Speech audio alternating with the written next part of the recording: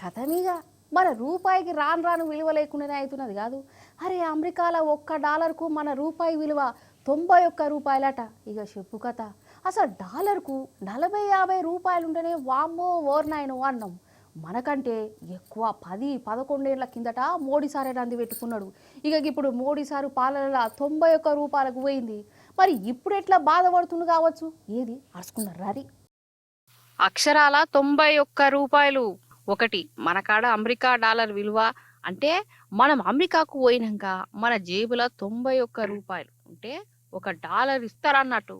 అంటే గంత కిందికి పోయింది మన విలువ. ఇది ఆల్ టైమ్ రికార్డ్.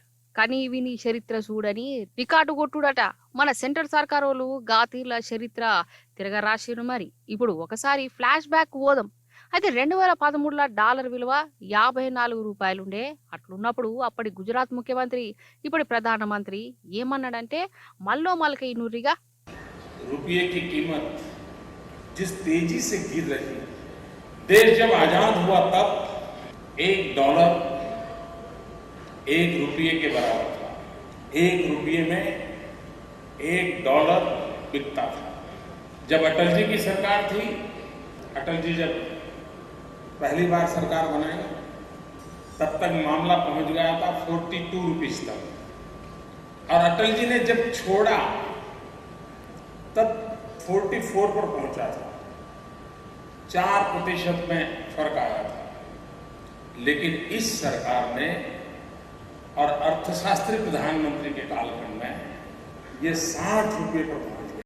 విన్నరా సార్ అప్పట్లో ఏమన్నాడంటే మన రూపాయి విలువ ఎందుకు పడిపోతాంది, గంత చీప్ ఎందుకు అవుతున్నది, ప్రధాని ఏం మావల చేతాన్లు, మన్మోహన్ సింగ్ వేస్ట్, అన్ని అక్రమాలు స్కాములు చేయబట్టి రూపాయి విలువ దినదినా పడిపోతుందని మైకుల ముందర చెప్పుకొచ్చిండు.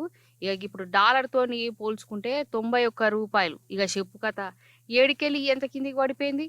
మరి ఈడ తప్పేవల్లి మోడీ సార్ సిద్ధాంతం ప్రకారం అయితే ప్రధాని కుర్చీలో కూసున్నోళ్లే జిమ్మదారి తీసుకోవాలి కదా. అక్రమాలు స్కాములు ఎక్కువైతాయి, రూపాయి విలువ వాడిపోతుంది కదా.